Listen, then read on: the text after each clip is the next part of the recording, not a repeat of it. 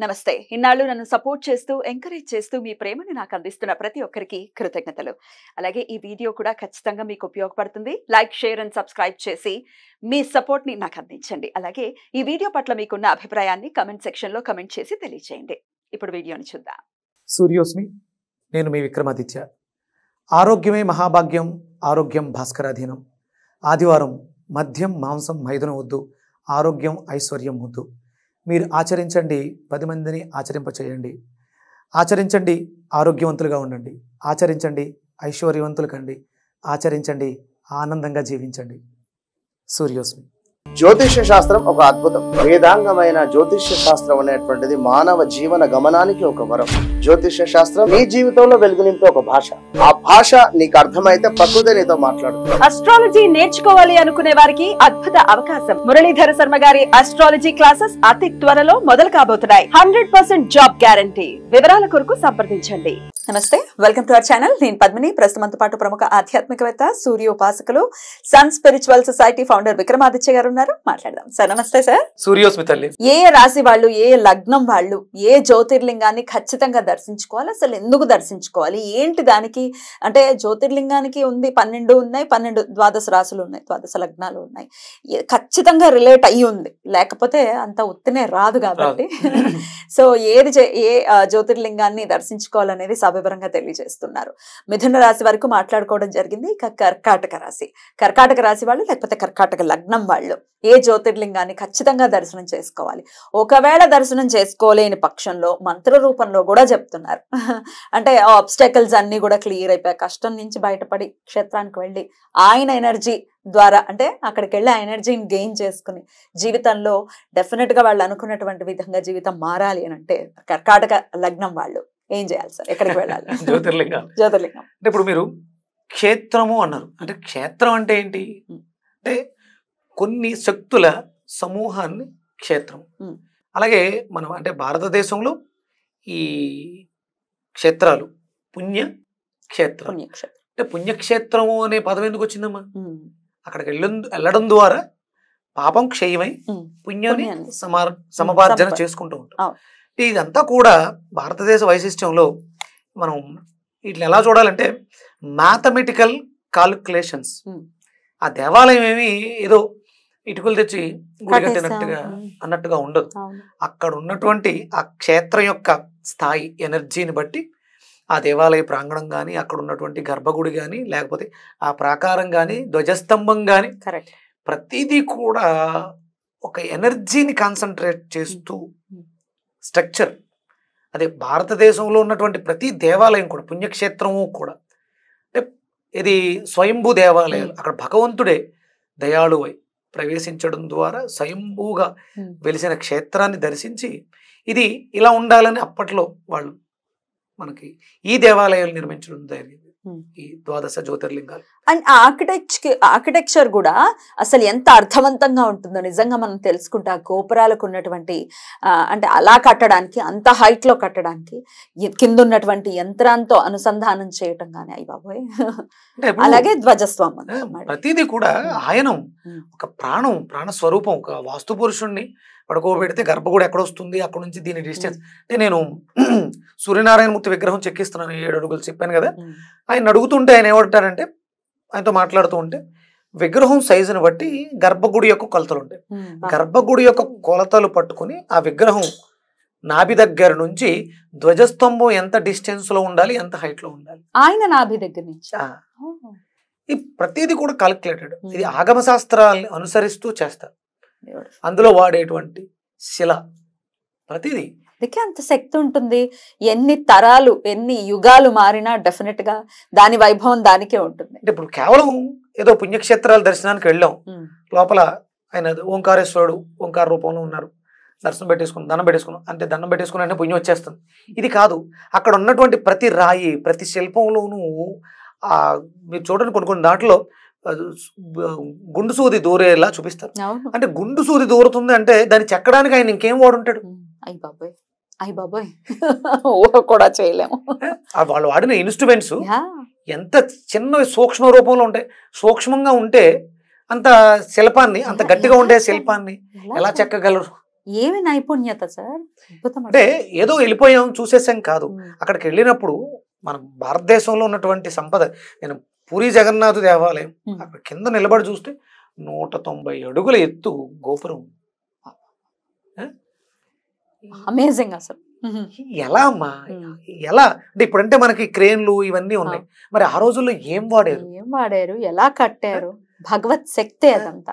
తంజావూరు ఒక్కొక్క దేవాలయం, ఆ గోపురాలు, అరుణాచలం అంటే మన క్షేత్రాలు, అంటే భారతదేశం నాగరికత అభివృద్ధి చెందడానికి పూర్వమే అంటే మిగతా దేశాల్లో భారతదేశంలో అభివృద్ధి చెందేసి ఇలాంటి అద్భుతాలు ఎన్నో చేసేసారు.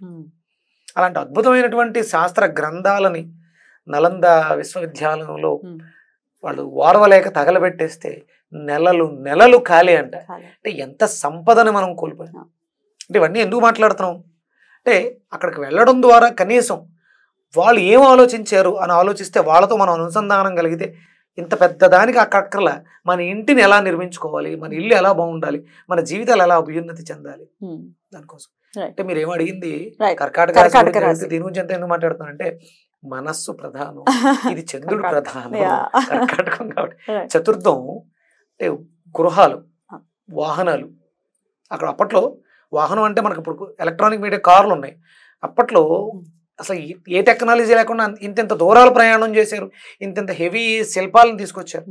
ఇవి నాలుగిటిని మనకి అక్కడ కర్కాటక రాశి సూచిస్తుంది, చంద్రుడు ప్రధానంగా ఉంటాడు. అందుకని మనం అక్కడ మాట్లాడుకునేది ఓంకారేశ్వర్. అద్భుతం. ఎక్కడ ఉంది సార్ ఓంకారేశ్వర్? ఇది ఓంకారేశ్వర స్వామి మనకి మధ్యప్రదేశ్ లో ఉంటుందమ్మా. అంటే ఇక్కడ అక్కడికి వెళ్ళి ఆ స్వామిని ఏదో దర్శనం చేసుకుంటే పుణ్యం వచ్చేస్తుంది కాదు, మనల్ని అక్కడికి తీసుకెళ్ళడానికి అనుసంధానం చేయడానికి వాళ్ళు ఎంత శ్రమ పడ్డారో, ఆ శక్తిని ఎలా మనకి వ్యక్తపరిచారు. మీరు నేను వచ్చే ముందు చూసా చాగంటి కోటేశ్వరరావు గారు ఆ తీరం గురించి, ఆయన ఇంకో వర్ణనాతీతం ఎంత అద్భుతంగా చెప్పారమ్మా ఆయన.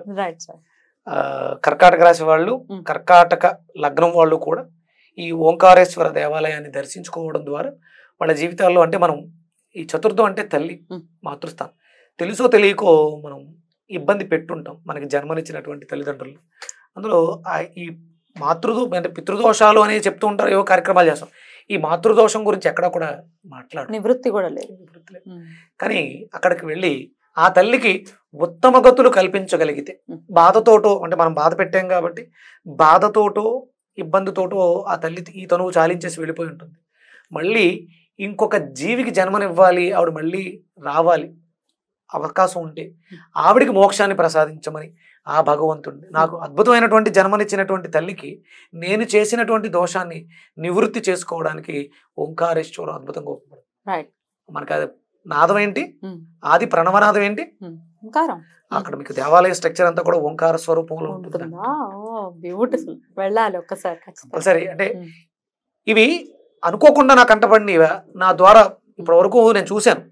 వీటి గురించి పెద్దగా అంటే జ్యోతిర్లింగాల గురించి ప్రస్తావన ఉంది, కానీ ద్వాదశ రాశులకు సంబంధించినటువంటి లేదు, ద్వాదశ జ్యోతిర్లింగాల గురించి కానీ ఈ ద్వాదశ ఆదిత్యుల గురించి కానీ పెద్దగా ప్రస్తావనలు లేవు. ఇవన్నిటిని అనుసంధానం చేస్తూ ఆ భగవంతుడు ఇచ్చినటువంటి స్ఫురణ 10 మందికి తెలియజేయడం ద్వారా నాకు జన్మనిచ్చినటువంటి నా తల్లి రుణాన్ని తీర్చుకుంటాను. నేను మొట్టమొదటిగా చేసింది, నేను నా తల్లిని తీసుకుని అక్కడికి వెళ్ళాను, నాకు జన్మనిచ్చిన తల్లిని తీసుకొని రామేశ్వరం వెళ్ళడం జరిగింది. ఇక అక్కడ మొదలైంది ఈ ప్రయాణం. ఇది మరి ప్రతి ఒక్కళ్ళు కూడా మరి తల్లి రుణం తీర్చుకోవాలి, అందరూ తీర్చుకోవాలి కాబట్టి ఓంకారేశ్వరం అందరూ వెళ్ళాలి, ఓన్లీ కర్కాటక రాశి వాళ్ళకి సంబంధించి కాదు, ప్రతి ఒక్కళ్ళు వెళ్ళాలి. అంటే అక్కడికి వెళ్ళడం ద్వారా ఈ దోషాలు తీరుతాయి. కర్కాటక రాశి వాళ్ళు పడుతున్నటువంటి ఇబ్బందులు, భౌతికంగా పడుతున్నటువంటి ఇబ్బందుల నుంచి బయటపడడానికి బాగా ఉపయోగపడుతుంది. మరి వెళ్ళలేమండి, ఆర్థిక పరిస్థితి కానీ లేకపోతే ఇంకా ఏవో రకరకాల ఇబ్బందులు ఉన్నాయి, ఎట్లా మరి దీనికి వెళ్ళాలి అనుకున్నప్పుడే ఇబ్బందులు వస్తున్నాయని అన్న ఆశ్చర్యపోక్కర్లేదు, ఎందుకంటే అడ్డంకి వస్తుంది. మరి వాటి నుంచి బయటపడాలంటే మంత్ర రూపంలో కూడా చెప్తున్నారు కాబట్టి ఏ మంత్రం చేసుకోవాలి? మన స్వామి దయాలువై ఓంకారంలో ఉన్నటువంటి ఓంకారేశ్వరుడు మన ఊర్లో శివాలయంలో కూడా ఉన్నారు. ప్రతి సోమవారం వెళ్ళటం, అక్కడ కూర్చొని కర్కాటక రాశి వాళ్ళు జపించాల్సినటువంటి ఈ మంత్రాన్ని ప్రతి నిత్యము కూడా జపిస్తూ సోమవారం మన ఊర్లో ఉన్నటువంటి శివాలయానికి వెళ్ళి ఆ స్వామికి ఒక బెల్లము ఉమ్. కొన్ని నీళ్లు, చిటికెడు నీళ్ళు వేసినా చాలా ఆయనకి ఉమ్. అభిషేకం చేయించుకొని అక్కడ కూర్చొని ఈ మంత్రాన్ని 108 సార్లు అనుకుంటే Right. ఆ స్వామి అడ్డంకులన్నింటిని తొలగించి, చతుర్థం అంటే వాహన యోగం కదా, ఉమ్. అన్నీ ఇస్తాడు. అన్ని ఇస్తాడు అన్నీ ఇస్తాడు. ఆయన తలుచుకుంటే ఏదైనా ఇవ్వగలడు. అమ్మో ఇవ్వగలడు. ఐశ్వర ప్రదాత. రైట్ సార్, ఆ మంత్రం చదివి వినిపిస్తాడు. హ. కావేరిక నర్మదాయో పవిత్రే సమాగమే సజ్జన తారణాయ సదైవ మాంధాతృపురే వసంతం ఓంకారమీసం శివమే మీడే. ఇది అంటే మనకి కావేరీ నది నర్మదా నది యొక్క సంగమ క్షేత్రం, ఇంకా పవిత్రం. ఉమ్. అంటే మనం ఎక్కడికి వెళ్ళినా, ఏ క్షేత్రానికి వెళ్ళినా అక్కడ ఏదో ఒక నది, ఉంటుంది, ఏదో జీవనది ఒక ఉంటుంది. కనీసం జీవనది కంపల్సరీ ఉంటుంది. అలాగే కొన్ని చోట్ల మనకి ఈ చెరువులు ఉంటాయి, ఉమ్. దేవాలయ ప్రాంగణాల్లో కోనేరు అంటారు. కోనేరు అంటే అక్కడ ఆ క్షేత్రానికి ఉన్నటువంటి శక్తి ఆ జలంలో నిక్షిప్తమై ఉంటుంది. మన అందుకనే తీర్థము ఉమ్. అంటే ఆ తీర్థము అంటే ఉదకము. ఉమ్. ఉదకం ఏం చేస్తానంటే మనల్ని శుద్ధి చేస్తుంది. శుద్ధి చేస్తుంది. దాన్ని మనం స్నానం ఆచరించడం ద్వారా, Right. తీర్థం తీసుకోవడం ద్వారా, ఆ తీర్థ ప్రాంతానికి వెళ్ళడం ద్వారా మనలో ఏదైతే డెఫిషియన్సీ ఉందో దాన్ని అధిగమించి మన జీవితంలో అభ్యున్నతిని సాధించడానికి ఉపయోగపడుతుంది. బ్యూటిఫుల్. వెళ్ళిన ప్రతి చోట ఏదో ఒక శక్తి మనకు తెలియకుండా నిగూఢంగా ఉంటుంది. ఆ శక్తులన్నింటినీ పరీక్షించడం ద్వారా, ఏదో వెళ్ళాము దండం పెట్టుకున్నాం అంటే, చూడండి నాకు మా అమ్మగారు చెప్పారు, వాళ్ళు బస్సులో వెళ్తారు, ట్రావెల్స్ వాళ్ళు వేస్తారు, పరిగెడుతూ ఉంటారు, అవును, లెక్క కౌంట్ మీకు 12 లెక్క చెప్పాను, 12 చూసేయాలి తప్ప. చూసేయాలి. నేను మా అమ్మగారిని తీసుకుని వెళ్ళాం, మనసు అక్కడ హారతులు జరుగుతున్నాయి, అవును. కూర్చున్నాం అంతే, 1 గంట పడుతుంది కూర్చోవాలి. ఉమ్. ఆ క్షేత్రం యొక్క మహిమను తెలుసుకోవాలి, Exactly. ఏదో చేసేయాలి, మొక్కుబడి తీర్చుకోవాలి, హడావిడి హడావిడి హడావిడి. పరిగెట్టొద్దు అసలు. ఉమ్. తలుపులు వేసుంటే గుమ్మం దగ్గర దండం పెట్టుకు వచ్చేస్తారట. అయ్యో ప్లస్ షాపింగ్లు ఇవి చూస్తారు. మనం పుణ్యక్షేత్రాలకి తీర్థయాత్రలకు వెళ్ళేది అక్కడ వాళ్ళు నిర్మాణ శైలిని చూడడానికి. అక్కడ ప్రతి శిల్పం అదే శివుడు, అదే శివాలయం మనకు ఆంధ్రప్రదేశ్లో ఒకలా ఉంటుంది, తమిళనాడులో ఒకలా ఉంటుంది. అవన్నిటిని మనం పరీక్షించాలి. క్షేత్రాలకు అద్భుతమైనటువంటి శక్తి ఉంది. అక్కడ కంపల్సరీ ఏ క్షేత్రానికి వెళ్ళినా ఒకరు జాము నిద్ర చేయాలి, నిద్ర చేసి స్నానం చేయాలి, నిద్ర చేయాలి, అక్కడ ఉన్నటువంటి శక్తిని స్వీకరించాలి, రావాలి. పరిగెట్టుకుంటూ మొక్కుబడి తీర్చుకోవడానికి అయితే వెళ్ళొద్దు. మన శివాలయంలో కూర్చొని చేసుకుంటే చాలు. చాలా బ్యూటిఫుల్ సార్, చాలా అద్భుతంగా వివరించారు. చక్కగా తల్లి రుణం తీర్చుకోవాలి ఖచ్చితంగా, ప్రతి ఒక్క జీవి కూడా తీర్చుకోవాలి, అందులో ఎటువంటి సందేహం లేదు. అలా తీర్చుకోవాలంటే ఓంకారేశ్వర దర్శనం తథ్యం.